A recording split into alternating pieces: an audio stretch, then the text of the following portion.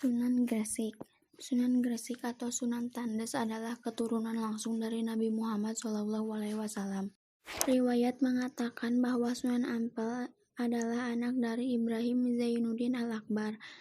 Ibunya adalah seorang putri Campa yang bernama Dewi Condro Wulan bin Raja Campa, terakhir dari dinasti Ming. Meski bukan yang pertama menyebarkan Islam di tanah air, Sunan Ampel dianggap sesepuh oleh para walinya. Sunan Bonang adalah putra dari Sunan Ampel. Semasa hidupnya, Sunan Bonang kerap berdakwah melalui kesenian agar bisa menarik masyarakat Jawa untuk memeluk agama Islam.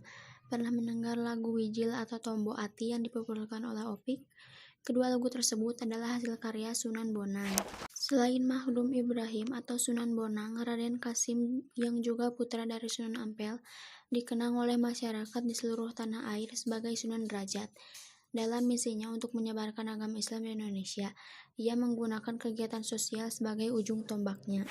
Berbeda dibandingkan dengan Wali Songo sebelumnya yang pada umumnya langsung menyentuh masyarakat umum untuk menyebarkan agama Islam, Sunan Kudus memiliki andil yang besar dalam pemerintahan Kesultanan Demak. Perannya adalah sebagai panglima perang, penasihat untuk Sultan Demak, mursyid, tarikah, dan hakim. Sunan Giri adalah keturunan langsung dari Maulana Ishaq.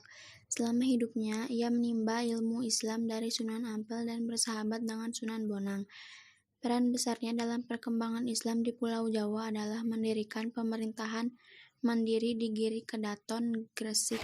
Raden Said atau Sunan Kalijaga adalah anak dari Adipati Tuban bernama Tumenggung Wilatikta atau Raden Sahur.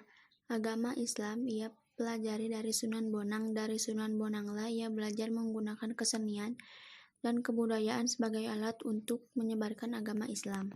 Raden Umar Said atau Sunan Muria adalah anak dari Sunan Kalijaga. Namanya Muria diperkirakan oleh masyarakat sekitar kota Kudus berasal dari nama gunung yakni Gunung Muria. Gunung Muria itulah tempat di mana kini Sunan Muria dimakamkan.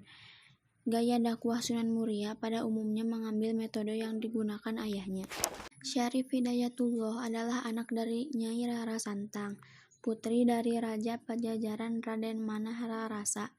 Ayahnya lain lagi. Nama ayah Sunan Gunung Jati adalah Sultan Syarif Abdullah Maulana Huda, tokoh Mesir keturunan Bani Hashim dari Palestina. Sunan Gunung Jati belajar agama dari berbagai negara.